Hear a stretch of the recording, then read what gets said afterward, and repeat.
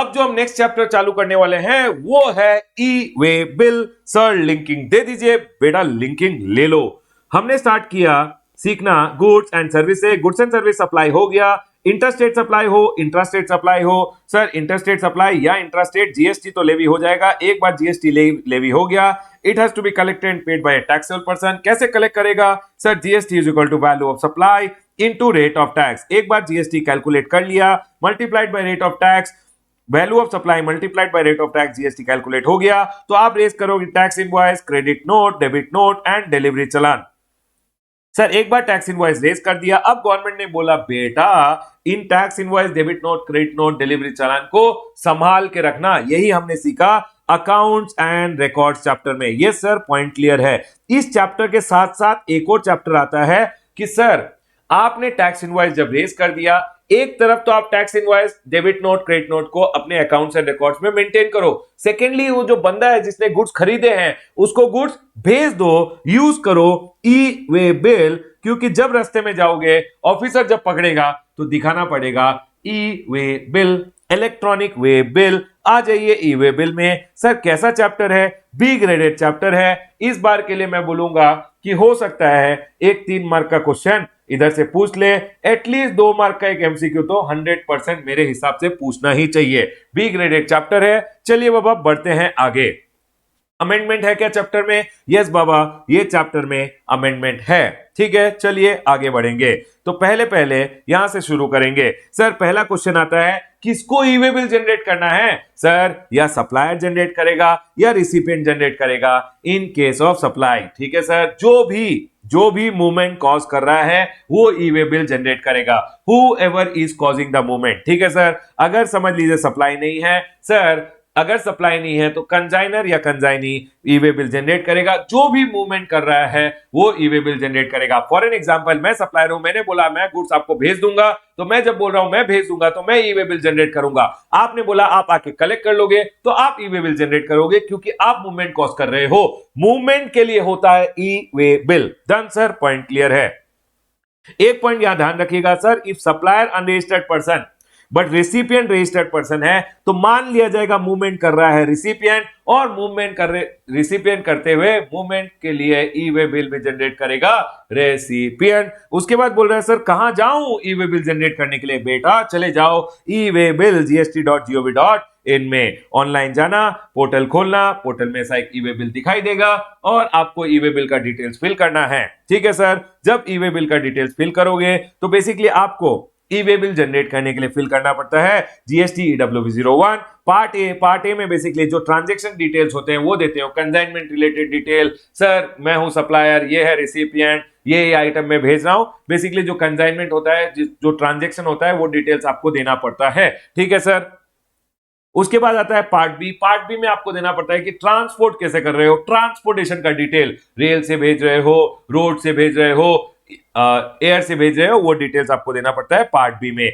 एक बार आपने फिल कर दिया part A and part B, e way bill generate हो जाएगा। लेकिन सर मैं क्यों करूं ई वे बिल का जनरेशन? मोटू बोला कि सर मैं क्यों करूं ई वे बिल का जनरेशन? तो गवर्नमेंट ने बोला ई वे बिल का जनरेशन क्यों करना है? क्योंकि आप कर रहे हो movement of goods where the consignment value is greater than 50,000। याद रखिएगा, जब भी कंसाइनमेंट वैल्यू 50,000 से ज्यादा है तो आपको ई वे बिल जनरेट करना पड़ेगा। ठीक है, और ये 2 केसेस है जब ई वे बिल मैंडेटरी होता है। मतलब इन 2 केसेस में आपको अमाउंट नहीं देखना है, आपको e way bill mandatorily generate करना है। Number 1, interstate movement to a job worker. अगर आप गुड्स भेज रहे हो जॉब वर्क के लिए one state to another state तो आपको ई वे बिल मैंडेटरी है। Interstate, one state to another state, job work के लिए अगर गुड भेज रहे हो। सर अगर मैं inside the state job work के लिए भेज रहा हूं तो बेटा 50,000 का लिमिट देखना पड़ेगा। इंटरस्टेट के लिए कंपलसरी है, तब लिमिट वगैरह एप्लीकेबल नहीं है। 1 रुपए का भी गुड्स अगर जॉब वर्क के लिए भेज रहे हो इंटरस्टेट, मैंडेटरी ई वे बिल जनरेट करना पड़ेगा। उसके बाद बोला है interstate movement of handicraft goods. अगर आप हैंडीक्राफ्ट गुड्स का मूवमेंट कर रहे हो इंटरस्टेट, एक स्टेट से दूसरे स्टेट में, by a person who is exempted from compulsory registration under section number 24(1) और 2। अगर आपको याद है, एक पर्सन अगर इंटरस्टेट सप्लाई करता है हैंडीक्राफ्ट गुड्स का तो उसको 20 लाख और 10 लाख का एग्जम्पशन दिया गया है। तो गवर्नमेंट बोलता है अगर आप रजिस्ट्रेशन से एग्जाम्प्ट हो वो तो ठीक है, लेकिन बेटा ई वे बिल जनरेट कर लेना, क्योंकि गवर्नमेंट जानना चाहती है कि ये जो हैंडीक्राफ्ट सप्लायर है ये जब इंटरस्टेट मूवमेंट कर रहे हैं तो कितना का इंटरस्टेट मूवमेंट कर रहे हैं। डन सर, पॉइंट क्लियर है। तो जो भी इंटरस्टेट मूवमेंट कर रहे हैं हैंडीक्राफ्ट सप्लायर, क्राफ्टमैन गुड्स वाले सप्लायर जिनको रजिस्ट्रेशन से एग्जेम्प्ट किया गया था, उनको ई वे बिल जनरेट करना मैंडेटरी है। तो इन दोनों को तो ई वे बिल जनरेट करना मैंडेटरी है, प्लस हर एक पर्सन को ई वे बिल जनरेट करना पड़ेगा अगर कंसाइनमेंट वैल्यू एक्सीड होता है 50,000 से। बेसिकली सप्लायर और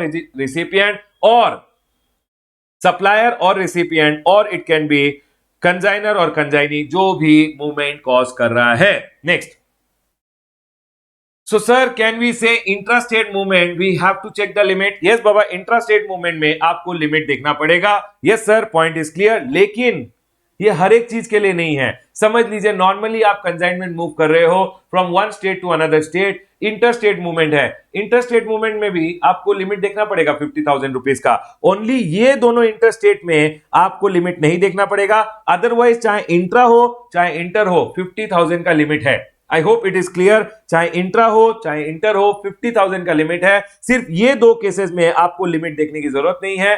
कंपल्सरी ई वे बिल है interstate movement to job work अगर कर रहे हो, सेकेंडली इंटरस्टेट मूवमेंट कर रहे हो हैंडीक्राफ्ट गुड्स का, कौन कर रहा है? जिसको रजिस्ट्रेशन से एग्जाम्पशन दिया था वो अगर कर रहा है तो सर उस केस में मैंडेटरी ई वे बिल है। ध्यान रखिएगा, बहुत इंपॉर्टेंट है। अब सुनिए, ये जो कंसाइनमेंट वैल्यू होता है, कंसाइनमेंट वैल्यू सर कैसे कैलकुलेट किया जाएगा? कंसाइनमेंट वैल्यू कैलकुलेट करने के लिए ध्यान रखिएगा, डिटर्मिनेशन ऑफ कंसाइनमेंट वैल्यू आपको देखना है value as per section number 15 जो आपने इनवॉइस में डिक्लेयर किया है। फॉर एन एग्जांपल मैं आपको बोलता हूं, मैंने एक इनवॉइस रेज किया, इन tax invoice come bill of supply मैंने एक रेज किया, ठीक है। उसमें मैंने टैक्सेबल सप्लाई दिखाया है 40,000 रुपीज का, जीएसटी है इसमें 20%। आप मेरे को बताइए 20% जनरली रेट नहीं होता है, ओनली फॉर क्लासरूम पर्पस मैं बोल रहा हूं, 20% जीएसटी होता है और एग्जाम सप्लाई है, एग्जाम सप्लाई समझ लीजिए है 5,000 रुपीज का, 40,000 पे 20% हो गया 8,000 रुपीज। सुनिए मेरा बात, 48,000 प्लस 5,000 कितना हुआ? 48 प्लस 5 हो गया 53,000। मेरा क्वेश्चन आपसे यह है, क्या ई वे बिल जनरेट करना मैंडेटरी होगा यहां पे? क्योंकि कंसाइनमेंट वैल्यू जब आप देखते हो तो आपको देखना पड़ता है इनवॉइस वैल्यू। मेरा क्वेश्चन यह है कि क्या आपको ई वे बिल जनरेट करना पड़ेगा? सर यहां एक चीज ध्यान रखिएगा, एग्जाम सप्लाई को एक्सक्लूड कर दीजिएगा। आपको देखना पड़ेगा टैक्सेबल सप्लाई प्लस जो जीएसटी अमाउंट है, एग्जाम सप्लाई को एक्सक्लूड कर देना, मतलब हो गया सिर्फ 48,000। ई वे बिल जनरेट करने की जरूरत नहीं है, ध्यान रखिएगा ये बात का। ये बोला गया है यहां पे, सुन लीजिए, देखिए sir value as per section number 15 declared, जो भी डिक्लेयर्ड है, जो आपका इनवॉइस में डिक्लेयर्ड है, इनवॉइस में डिक्लेयर्ड था 53,000, इनवॉइस वैल्यू क्या था? इनवॉइस वैल्यू था 53,000, ठीक है सर। उसके बाद जो जीएसटी है वो भी रहेगा इसमें। पहला बात, 1 मिनट, जो भी वैल्यू डिक्लेयर था, वैल्यू क्या डिक्लेयर था इनवॉइस में? इनवॉइस में 40,000 था, ठीक है सर। उसके बाद बोला गया है जो जीएसटी है, यस सर 40,000 प्लस जो जीएसटी था 8,000 रुपीज, 48,000 हो गया। 48,000 का ई वे बिल का जरूरत नहीं है। लेकिन एक बात याद रखना, अगर आपने जनरेट किया है invoice come bill of supply, यहां तो मैंने सिर्फ इनवॉइस का बात किया, समझ लीजिए एक डॉक्यूमेंट जनरेट किया है invoice come bill of supply और उसमें एग्जाम सप्लाई भी है, तो बेटा एग्जाम सप्लाई को हटाना और उसके बाद देखना 40 प्लस 8 48 हुआ, जीएसटी इंक्लूड रहेगा। कंसाइनमेंट वैल्यू में वैल्यू प्लस जीएसटी आएगा, लेकिन एग्जाम सप्लाई का वैल्यू नहीं आएगा। याद रखिएगा, एग्जाम सप्लाई का वैल्यू नहीं आएगा। Exclude value of exempt supply in case of bill of supply. Yes sir, point clear है। चलिए आगे बढ़ते हैं।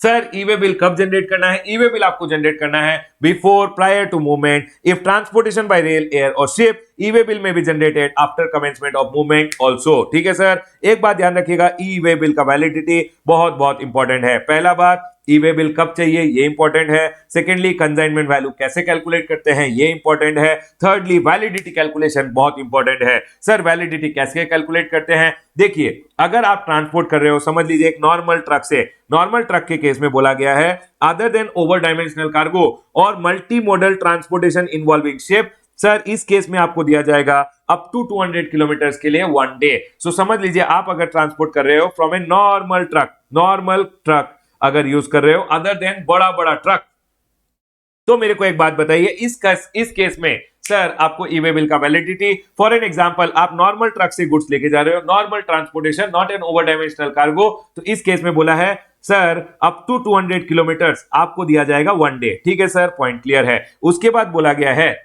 समझ लीजिए आप ट्रांसपोर्टेशन कर रहे हो, मेरा क्वेश्चन आपसे ये है, समझ लीजिए आप ट्रांसपोर्टेशन कर रहे हो और मल्टी मॉडल ट्रांसपोर्टेशन है, मतलब मल्टीपल मोड्स यूज्ड है।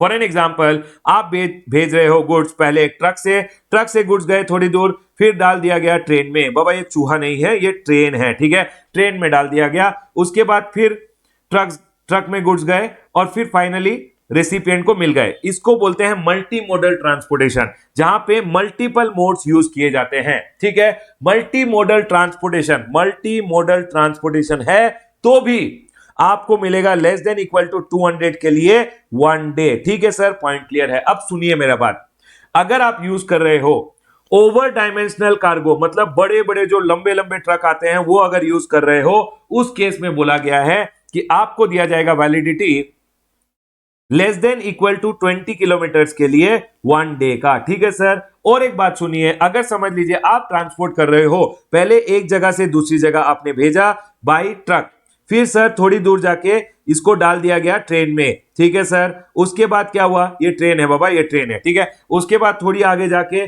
शिप का यूज किया गया और फिर अल्टीमेटली रिसिपिएंट के पास गया, फॉर एन एग्जांपल। इसको भी मल्टी मॉडल ट्रांसपोर्टेशन बोलते हैं, लेकिन ये मल्टी मॉडल ट्रांसपोर्टेशन में शिप इन्वॉल्व है। अगर शिप इन्वॉल्व है तो आपको ट्रीट किया जाएगा एज इफ आप ओवर डायमेंशनल कार्गो से ट्रांसपोर्टेशन कर रहे हो। क्योंकि शिप इन्वॉल्व हो गया, गवर्नमेंट बोलता है अनलोडिंग लोडिंग शिप में टाइम लगेगा, इसलिए less than equal to 20 kilometres के लिए 1 डे दिया जाता है। याद रखिएगा, एक बात याद रखिएगा, यहां पे नॉर्मल ट्रांसपोर्टेशन में less than equal to 200 1 day का दिया जाता है, मल्टी मॉडल ट्रांसपोर्टेशन में भी लेस देन इक्वल टू 200 के लिए 1 डे ही दिया जाता है। लेकिन अगर मल्टी मॉडल ट्रांसपोर्टेशन में कहीं भी शिप आ गया तो याद रखिएगा, अगर शिप आ गया तो आपको less than equal to 20 kilometres के लिए 1 डे दिया जाएगा। ओवर डायमेंशनल कार्गो के केस में भी less than equal to 20 kilometres के लिए 1 डे दिया जाएगा। क्या आप सबको ये पॉइंट क्लियर है? क्या वैलिडिटी सबको क्लियर है? आगे बढ़ा जाए, जल्दी जल्दी बताइए, क्या हम आगे बढ़ सकते हैं? यस सर, वैलिडिटी क्लियर है, चलिए आगे बढ़ें।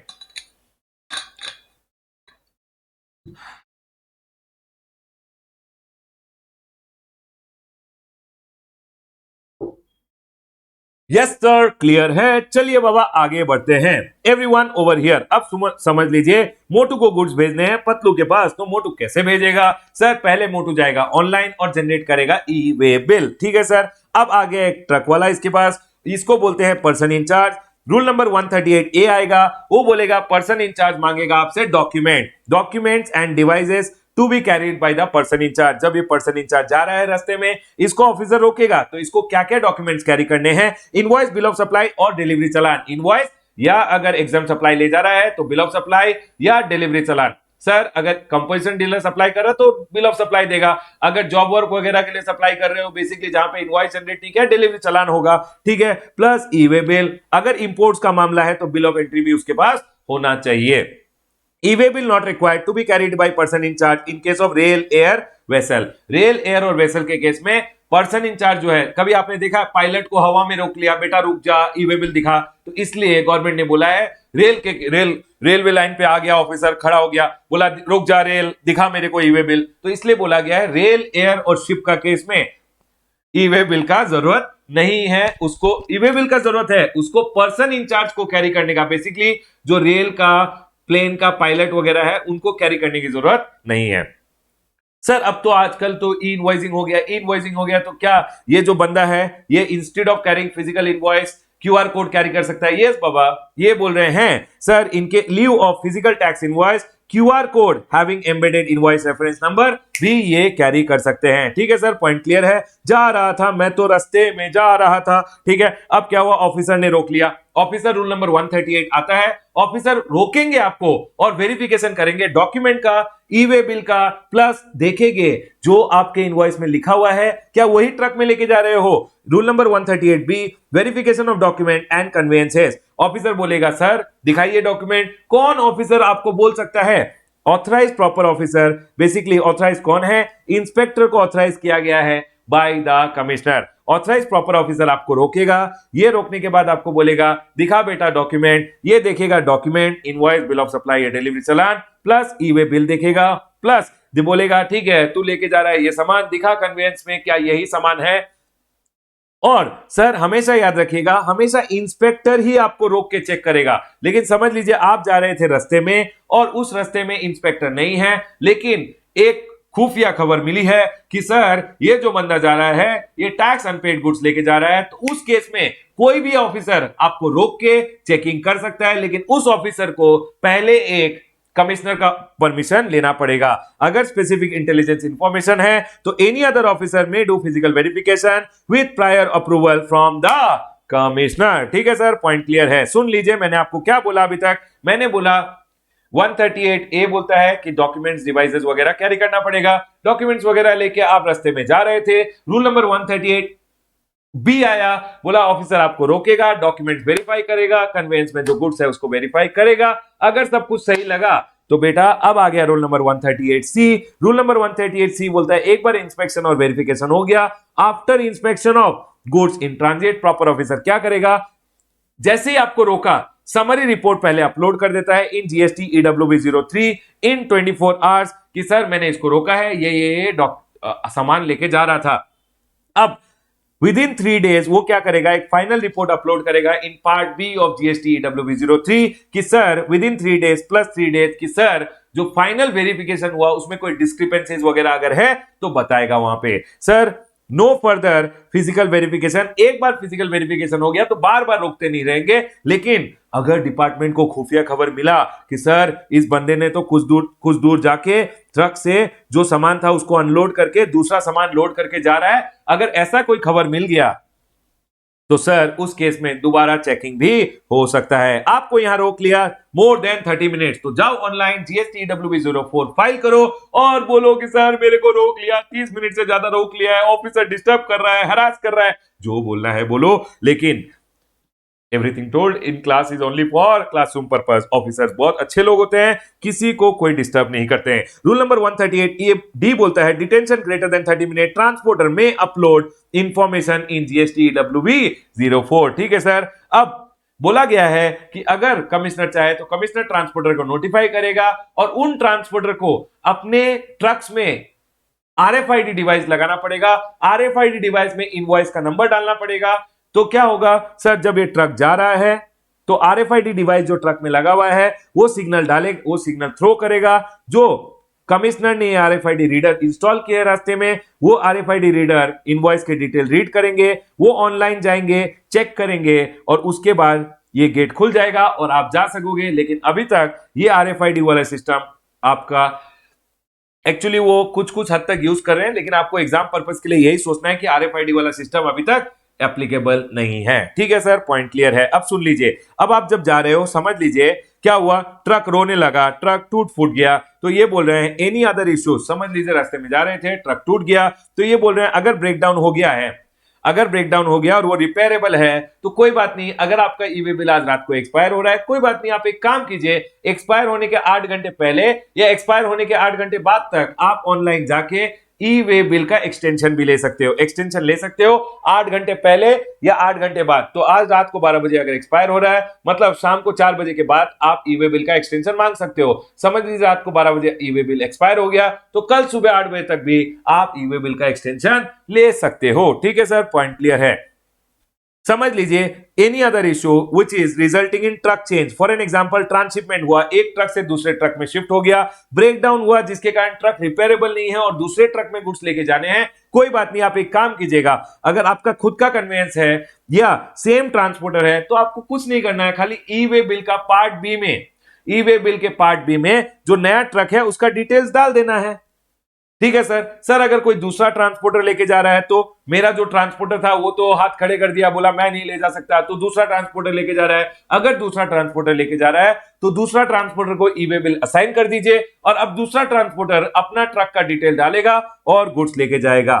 ठीक है सर, पॉइंट क्लियर है। हमेशा याद रखिएगा, जब भी ट्रक बदल गया, पार्ट बी जो है जिसमें ट्रक का डिटेल डाला हुआ था, ट्रक का डिटेल अपडेट कर देना। ठीक है सर, पॉइंट क्लियर है। अब सुनिए, कब कब ई वे बिल नहीं चाहिए, ये बाबा बेटा आपको घर में पढ़ना है, सेल्फ एक्सप्लेनेटरी है, मेरे को इसमें समझाने के लिए कुछ नहीं है, ये आपको घर में पढ़ना है कि कब कब ई वे बिल नहीं चाहिए। ठीक है सर, पॉइंट क्लियर है। एग्जाम में हो सकता है कहीं 2 मार्क का 3 मार्क का पूछ ले कि कब कब आपको ई वे बिल नहीं चाहिए। ठीक है सर, ये पॉइंट हम पढ़ लेंगे, कुछ नहीं है, बहुत बेसिक है, घर में पढ़ लीजिएगा। अब मेरे को एक बात बताइए, समझ लीजिए मैं आपसे पूछूं कि सर ये है कर्नाटका, कर्नाटका में मैंने डोमेस्टिक टैरिफ एरिया से, ये है डोमेस्टिक टैरिफ एरिया और ये है एसईजेड, अगर मैंने डोमेस्टिक टैरिफ एरिया से एसईजेड में सप्लाई किया, मेरा क्वेश्चन आपसे ये है, मेरा क्वेश्चन आपसे ये है, इसको हम इंट्रा स्टेट मूवमेंट बोलेंगे या इंटर स्टेट मूवमेंट बोलेंगे। मेरा क्वेश्चन आपसे ये है कि सर अगर हमने डोमेस्टिक टैरिफ एरिया से एसईजेड में कुछ गुड्स सप्लाई किए हैं, सर वो जो ट्रक गुड्स लेके जा रहा है उसको हम इंट्रा स्टेट मूवमेंट बोलेंगे या इंटर स्टेट मूवमेंट बोलेंगे? जल्दी जल्दी जल्दी बताइए।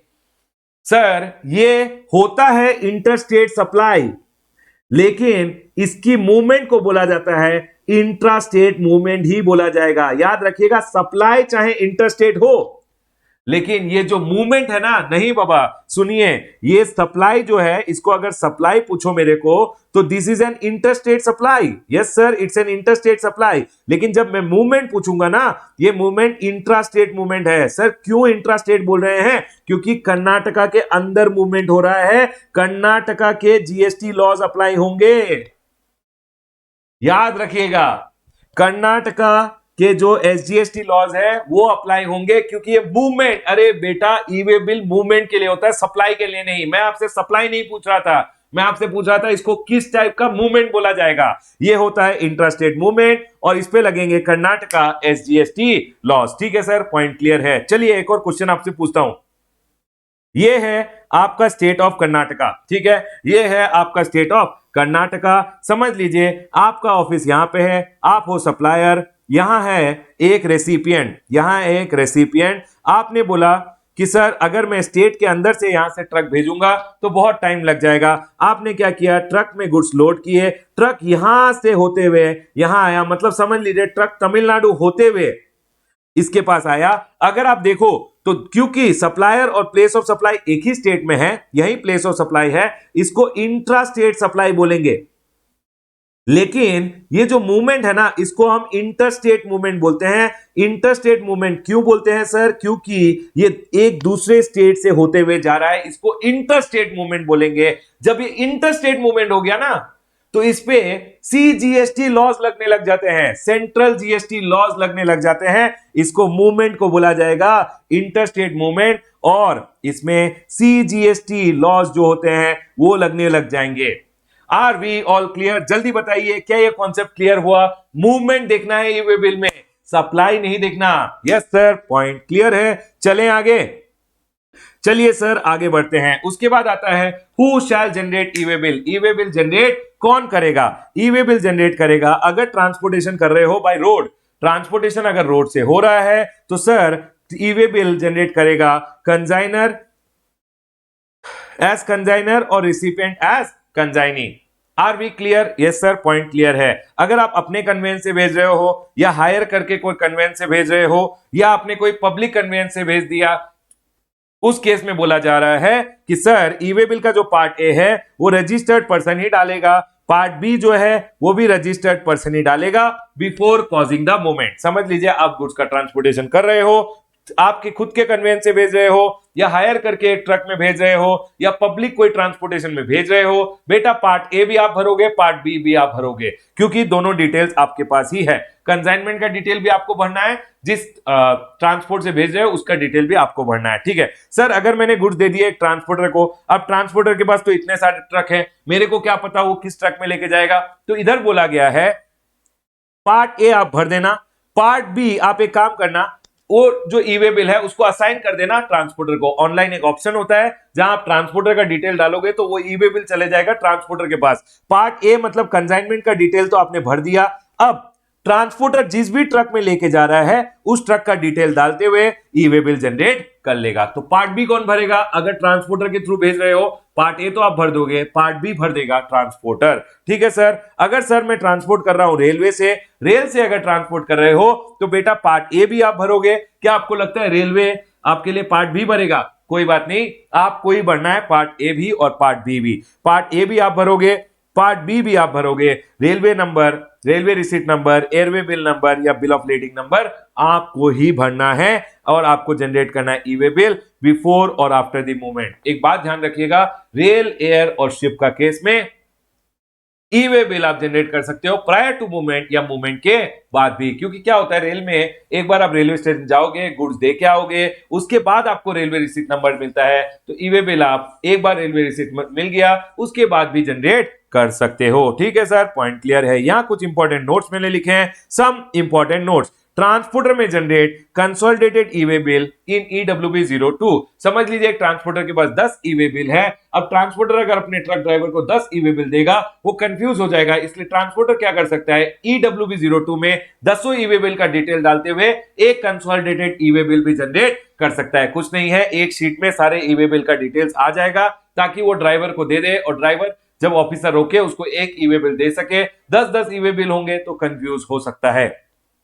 सर ई वे बिल में भी cancel with in 24 hours. E way bill आपने जनरेट किया 24 घंटे में उसको कैंसिल किया जा सकता है, but before being verified in transit. अगर ऑन द वे चेक हो गया है विद इन 24 आवर्स और अब आप कैंसिल करना चाहते हो, कैंसिलेशन का ऑप्शन नहीं है, आइदर बिफोर चेकिंग और 24 hours which ever is earlier. ठीक है sir. E way bill generated एक स्टेट में अगर है तो वैलिड अक्रॉस इंडिया है। यहां से आसाम गुड्स भेज रहे हो, कर्नाटका में ई वे बिल जनरेट किया है, जितने भी स्टेट्स आएंगे ऑन द वे सब जगह वो ई वे बिल वैलिड रहेगा।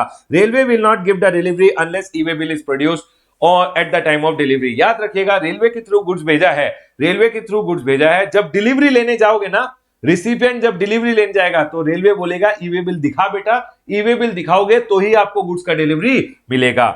ई way bill can be generated even if consignment value is less than 50,000। आप बोल रहे हो सर मेरे को हरासमेंट नहीं चाहिए, बाई चांस रोक लिया, पूछेंगे क्यों ई वे बिल जनरेट नहीं किया, टेंशन नहीं चाहिए, जनरेट करना है, फ्री है, जनरेट कर लो। Transporter, e commerce operator, courier agency on authentication received may furnish details in part A of EWB01 and generate e-way bill. सुनिए, मैं ट्रांसपोर्टर को या ई कॉमर्स ऑपरेटर को या कोरियर एजेंसी को ऑथराइज कर सकता हूं कि सर आप मेरे बिहाफ में पार्ट ए भरिएगा, पार्ट बी में आप डिटेल्स भर के गुड्स ले जाइएगा। तो अगर मैं चाहूं तो पार्ट ए का डिटेल्स मेरे बिहाफ में ट्रांसपोर्टर, ई कॉमर्स ऑपरेटर या कोरियर एजेंसी फिल कर सकता है अगर मैं उनको ऑथराइज कर दूं। डन सर, पॉइंट क्लियर है। अब सुनिए बाबा, रेस्ट्रिक्शन ऑन EWB0। रेस्ट्रिक्शन मतलब कब आपका ई वे बिल ब्लॉक कर दिया जाएगा। Very very important for exam. क्यों सर? क्योंकि इसमें अमेंडमेंट है, ध्यान रखिएगा, सुन लीजिए। Rule number 138E, restriction on furnishing information in part A of EWB01। Restriction on furnishing information in part ए मतलब आपका part A of EWB01 block कर दिया जाएगा, मतलब आपके लिए ई वे बिल जनरेशन ब्लॉक कर दिया जाएगा। कब? सुनिए, ये पहले सुन लीजिए। Being a composition registered person has not furnished CMP08 for 2 consecutive quarter. मतलब सुनिए, अगर आप कंपोजिशन डीलर हो तो एक क्वार्टर के लिए आपको फर्निश करना पड़ता है बाय नेक्स्ट क्वार्टर। समझ लीजिए अप्रैल, मई, जून, इस क्वार्टर का आपको पेमेंट करके फिर 18 तक क्या करना पड़ेगा, CMP08 फर्निश करना पड़ता है। समझ लीजिए 2 क्वार्टर का CMP08 आपने फर्निश नहीं किया तो बेटा ई वे बिल पोर्टल आपके लिए ब्लॉक कर दिया जाएगा। Being a person other than a मतलब नॉर्मल रजिस्टर्ड पर्सन है, कंपोजिशन पर्सन नहीं है, has not furnish return for consecutive period of 2 tax period. समझ लीजिए आपको GSTR 3 भी फर्निश करना था दो पीरियड के लिए, 2 क्वार्टर या 2 मंथ के लिए। बाबा GSTR 3 भी मंथली और क्वार्टरली दोनों है। समझ लीजिए 2 मंथ के लिए या 2 क्वार्टर के लिए आपने GSTR 3 भी फर्निश नहीं किया, बेटा e way bill portal block. Being a person other than a मतलब normal registered person has not furnish GSTR 1 for 2 months और 2 क्वार्टर। GSTR 1 नॉर्मल पर्सन ने 2 क्वार्टर या 2 मंथ के लिए फर्निश नहीं किया, e way bill portal block. Being a person who is registration has been suspended under rule number 21A 1, 2 और 3। 1, 2 और 2A मतलब जब भी आपका सस्पेंड किया जाता है रजिस्ट्रेशन, याद है जब कैंसिलेशन प्रोसीडिंग चल रहा होता है रजिस्ट्रेशन को सस्पेंड कर दिया जाता है। अगर आपका रजिस्ट्रेशन सस्पेंडेड है, e way bill portal blocked. अब सुनिए क्या हो रहा था पिछली बार तक। गवर्नमेंट बोल रही थी अगर आपने ये 4 काइंड ऑफ डिफॉल्ट किए हैं, sir any kind of default अगर किया है तो रमेश समझ लीजिए आप एक सप्लायर हो, तो आप जब सप्लाई करोगे आउटवर्ड सप्लाई के लिए आप ई वे बिल जनरेट नहीं कर पाओगे, ई वे बिल पोर्टल को ब्लॉक कर दिया है। और उन्होंने बोला अगर आपको कोई सप्लाई कर रहा है, समझ लीजिए एक बंदा आपको सप्लाई कर रहा है, तो जब ये चाहेगा कि आपका नाम, ये सप्लायर आपको जब सप्लाई कर रहा है तो आपका इनवर्ड सप्लाई के लिए जो ई वे बिल का जरूरत होगा वो भी ब्लॉक कर दिया गया था। मतलब अगर कोई मेरे को सप्लाई कर रहा है वो भी मेरे को सप्लाई नहीं कर पाएगा। क्यों? क्योंकि वो जब मेरा नाम डालेगा ई वे बिल पोर्टल में तो ई वे बिल पोर्टल बोलेगा रमेश के लिए ई वे बिल आप जनरेट नहीं कर सकते। तो मेरा परचेज भी ब्लॉक था, मेरा सेल्स भी ब्लॉक था। जस्ट इमेजिन मेरी गलती के कारण मैं डिफॉल्ट में हूं, मेरी गलती के कारण सेलर्स सेल नहीं कर पा रहे हैं मेरे को। तो गवर्नमेंट को सेलर जाके बोले सर इस बंदे का सेल्स आप रोक दीजिए, लेकिन हम जो इसे सेल कर रहे हैं तो हम भी इसका नाम नहीं डाल पा रहे ई वे बिल में। तो गवर्नमेंट ने बोला ठीक है, रमेश का ई वे बिल पोर्टल जो ब्लॉक होगा वो सिर्फ आउटवर्ड सप्लाई के लिए होगा, इनवर्ड सप्लाई के लिए ई वे बिल पोर्टल ब्लॉक नहीं किया जाएगा। मतलब अब क्या चेंज हो गया है, अब अगर मैं परचेज करूंगा तो e way bill portal block नहीं है, सप्लाई करूंगा तो सर मैं सप्लाई नहीं कर पाऊंगा, ई वे बिल पोर्टल ब्लॉक रहेगा अगर मैंने कोई डिफॉल्ट किया है। इनवर्ड सप्लाईज के लिए ई वे बिल जनरेट हो जाएगा। यही बोला है यहां पे, no person shall be allowed to furnish information in part A in respect of any outward movement of a goods. पहले ये आउटवर्ड इनवर्ड दोनों के लिए पोर्टल ब्लॉक हो जाता था, अब गवर्नमेंट ने बोला है सिर्फ outward supply of A registered person block कर दिया जाएगा अगर उसने ये चारों डिफॉल्ट किए हैं। ठीक है सर, क्या ये अनब्लॉकिंग भी हो सकता है? आप जाइए कमिश्नर के पास, कमिश्नर और receipt of application from registered person in EWB 05 on sufficient cause being shown, order in EWB 06 allow furnishing of information in part A of EWB 01 or reject the request after providing opportunity of being heard। Sir आप commissioner के पास जाइए, request कीजिए, अगर उसे सही लगा वो बोलेगा ठीक है बेटा एक काम कर रिटर्न वगैरह फर्निश कर दे, आपने रिटर्न वगैरह फर्निश कर दिया तो e way bill portal anyways unblock हो जाएगा। यस सर, पॉइंट क्लियर है, एग्जाम के लिए ये पॉइंट का ही ध्यान रखिएगा। ठीक है सर, नेक्स्ट आ जाइए। अब नेक्स्ट में सर समझ लीजिए कंजाइनर है, कंजाइनर ने पहले गुड्स भेजे एक गुड्स ट्रांसपोर्ट एजेंसी के पास अपने छोटे चेतक में, छोटे ट्रक में भेजा, छोटे चेतक से ट्रांसफर हो गया बड़े ट्रक में। अब बड़ा ट्रक गुड्स लेके जा रहा है दिल्ली जीटीए के पास और दिल्ली जीटीए में बड़ा ट्रक से अनलोड होगा छोटे ट्रक में और छोटे ट्रक से गुड्स यहां जाएगा। इस केस में ई वे बिल का रिक्वायरमेंट क्या है, यहां ये एक बार रुक जाइएगा, आप मत काटिएगा, सुन लीजिए।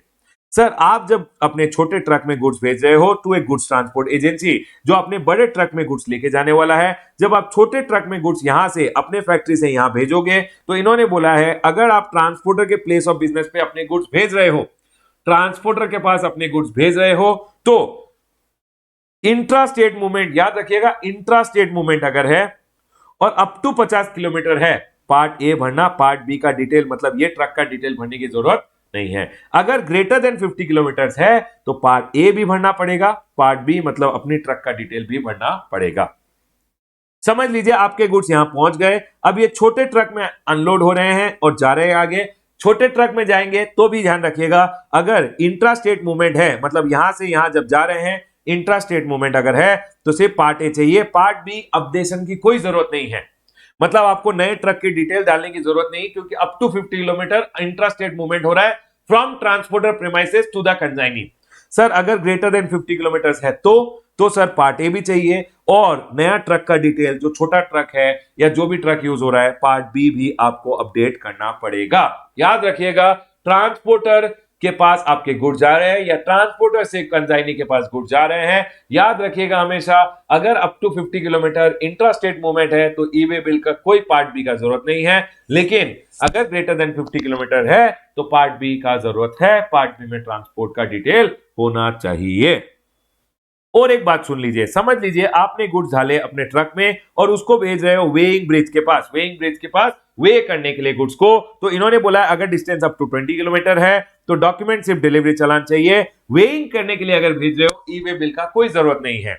मतलब ट्रक में जो सामान है उसका वे करने के लिए भेज रहे हो, अरे धर्म कांटे में भेज रहे हो, यस सर, तो वहां पे वेइंग ब्रिज में अगर भेज रहे हो तो उसके लिए ई वे बिल का जरूरत नहीं है। लेकिन अगर डिस्टेंस ग्रेटर देन 20 किलोमीटर है तो सर डिलीवरी चालान प्लस ई वे बिल भी चाहिएगा। डन सर, पॉइंट क्लियर है। ई वे बिल का चैप्टर मेरे को लगता है इतना पढ़ोगे तो बहुत है, लेकिन क्वेश्चन आंसर्स अच्छे से सॉल्व करके जाइएगा। बी ग्रेडेड चैप्टर है, लगता है इस बार एक 2 मार्क से 3 मार्क का क्वेश्चन आना चाहिए। यहां मैं अपना डिस्कशन ई वे बिल पे स्टॉप करता हूं। क्वेश्चन आंसर्स प्रैक्टिस जरूर कीजिएगा। डन सर, पॉइंट क्लियर है।